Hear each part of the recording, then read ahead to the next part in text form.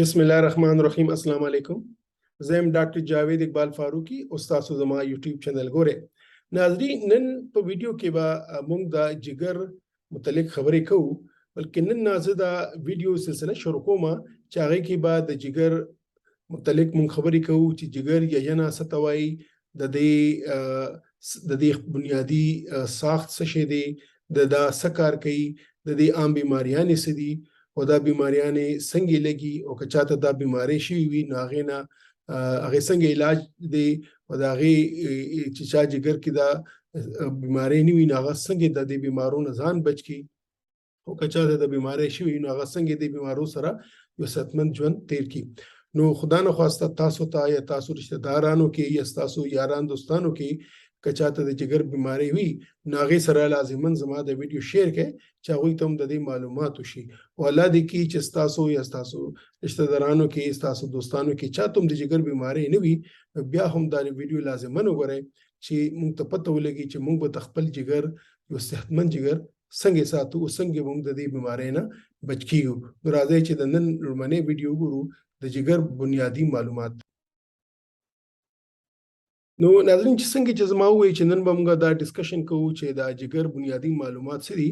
جګر دا انساني جسم یو ډیر اهم او ډیر ضروری عضو دی یا ارګن دی چې دې ته د بدن میټابولیک فیکټری هم وایي. دې په خېټه کې د خې طرف او بره طرف دا پختو لاندې موجود دی او د دې کوم ګورو ندی یو تکون غونډه شکل دی. دا وګوره دا د جګر دی د دې دا توي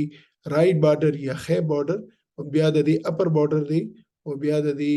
دا لوور بارډر دی. نو د دې شکل یو تکون غونډه دی د دې چې کوم بیس ته یا بنیاد دی د خې طرف دی او د دې چې کوم سوکه ده هغه د ګس طرف دی. دا چې دی د دې د پاسه چې دی پختې وي او د پختو لاندې پټوي وجه د خدای د نظام جوړ کړی دی چې د گزارنا یا د بار د سشي په بدن لګي یا که خدای ما کې اکسیډنټ وغیرہ کېږي نو دې په بچ کی دي شي حت الوسط تور پوری. د دې جګر دوا لوبز وی د تر رائټ لوب وای او د لیفت لوب وای او د خپل بیل سپلای دا د دواړو لوبز یو کار دی او یې کارونو کې څه فرق نشته. خدا د دوی د انټمی یا دوی چې کوم دوی ته وینه راځي یا د دې چې کوم نور ارینجمنټس دي دغه مطابق مو د رائټ او لیفت لوب وایو داغ دی. د سره وګورئ دا د میده دا کلمی دی د شین چې تاسو تخکاری دا ګال بلیډر دی یا تلی دی چې عموما تاسو ویلي د فلانی په ګال بلیډر کې دا سټونز شو یا کانی وشو نو د دې ګال بلیډر کار دا دی چې دا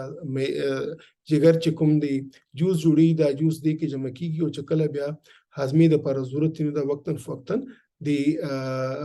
لاندې کلمو ته دی راځي. د تصویر کې دا چې دی د پختې دی دا د سینې اډو کې دی د پختې دی خې طرف ته د ګس طرف ته او کدا وګوره د جګر چې دی زیات تر د پختو لاندې پټوي. وګوره دا تکون شاند کې جګر دی دا د رائټ بارډر دی دا د اپر بارډر دی او دا د لوور بارډر دی دا رائټ لوب دی دا چې دی لیفت لوب دی او دلته وګوره دا ګال بلیډر دی یا تلی دی چې کوم ما تاسو ته وې په چتم تاسو ډایګرام ګوري ګال بلیډر چې دی پشین کلر کې د دې شاکی خارکیږي یا ډراکیږي ځکه چې د بایل چې کوم دی هغه جوس کلر هم گرین دی بلکې گرینیش یلو دی. عام جګر د عام سړی د بالغ سړی جګر وزن کومګو کو ناغه تقریبا 1.5 کیلو وي. خو ظاهره دا کچته د جګر د کی بیماری پیدا شي دا وپړسیږي نو دی وزن بزیاتیږي یا د سیروسس یا د جګر سوکړاو بیماری کې د جګر ورکوټی شي نو د دې وزن هم بیا کم شي. د کی خدای مکه چرته س کینسر جوړ شو سبله بیماری جوړه شو بیا هم د دې وزن زیات شي. ماشومان کې لازمی خبره ده د دې وزن کمی او چې څنګه سړی لویږي دا وزن زیاتیږي. خو د یو بالغ صحتمند سړی جګر وزن شي تقریبا دا 1.5 کیلو وي. کدی کې چرته خدای مکه سبا س چربي راغلا دی جګر کې یا دی کې نور څه مسله جوړه شو بیماری جوړه شو بیا د دې وزن سیوا کیږي. دا ډایګرام کې تاسو ته چې نور سم ښکارا زوخېما دا د جګر ډایګرام دی دا رائټ لوب دی چې کوم د تاسو ته خېما او دا چې دی دا لیفت لوب دی. ٹھیک شو دا رائټ لوب دا د رائټ بارډر دی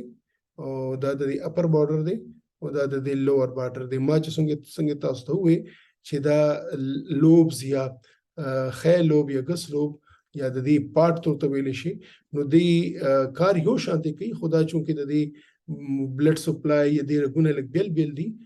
بیل خو نه دی یو دی، خو بیا تقسیمیږي په دوو کې او بیا په دریو څلورو کې. نو دې لپاره د دې نوم رائټ او لیفټ لوب د دې بیا امپورټنس دی چې کله موږ د ترانسپلانت متعلق خبره کوو هغه کې بیا چې د رائټ لوب د ډونر نه بیا خستل کیږي. دا کوم دا کټ کو نو چې څنګه دی بهر نه دی سموث دی بالکل هموار دی، دا سیدی دنه طرف ته هم سموثي همواري او دا پکې دا واړه نلې دي یا رګونه دي. تاسو به د قرباني په ورځ باندې یا چې چرته کور کې تاسو وخه راوړی چې څوک کوم کلیجی خوري هغه چې کله کټ کوي تاسو به دې اندازه کړئ چې دې کې دنه واړه سروي، نو د انسان دی جګر کې ینه کې هم تاسو واړه نلې وی چې دا سوینز دي س آرټریز دي س بایل ډکټس دي. نو دا یو صحتمند جګر دی او د صحتمند جګر کوم د دې کټوالو دا بالکل همواري دا چې کله مونږ بیا سیروسس یا دا جګر سوکړو متعلق مونږ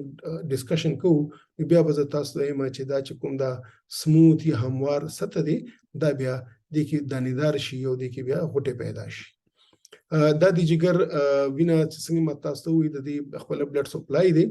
دا جګر ته وینه د دوه سورسز ناراضي، یو خو ډایرکټ د ایاټا یا د شیرګ ناراضي چې کوم دا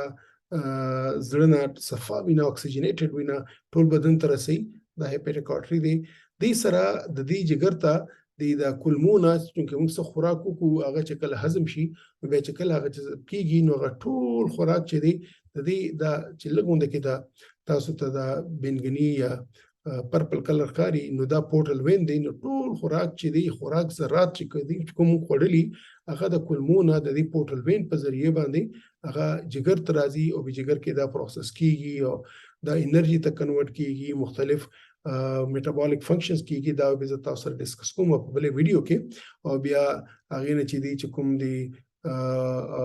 ډي اکسیجنیټډ کوم چې اکسیجن کم یا غوینه چې دی هغه واپس بیا په دې وین په ذریعه باندې خې طرف ته هارت ته ځي او بیا چې دی هغه په پپړو کې صفا کیږي او دوباره بیا باډي ته سپلای کوي. په دې باندې موږ چې کوم پخوانی ویډیو چې ما تاسو ته د زړه متعلق تاسو سره ډسکشن کړو هغه کې دا تفصیل ټول موجود دی. نو ناظرین نن موږ د ویډیو کې وکړه چې جګر د انساني جسم یو ډېر اهم عضو دی او دا د خېټه کې دی خې طرف او بره طرف ته د پښتو لاندې موجود وي. د دې دوه لوب دی رائټ لوب دی او لیفټ لوب دی، د دې خپل بلډ سپلای دی او د دا چې دی زیاتر پښتو کې د پښتو لاندې خو دې پټکړې دی چې سګوزاب انسان ته ملاويږي نور څه کیږي چې دې په بچوي ځکه د ټول باډي د پاره یو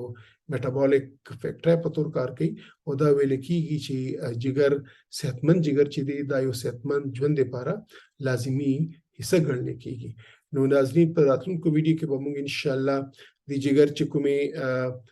څنګه د کار کوي د دې کوم افعال دي په غیبه باندې موږ ډسکشن کوو ان شاء الله. ناغي وخت ورزه تاسو ته اجازه غواړم او زه تاسو خاص کوم چې دا ویډیو لازمن تاسو د خپل یاران دوستانو سره شیر کړئ چې هغه ته هم د دې جګر متعلق معلومات وشي او هغه هم د پوي شي د خپل جګر خیال به څنګه ساتي. نو تر بلې ویډیو پورې تاسو ته اجازه غواړم، خپل خیال ساتئ. خدا حافظ.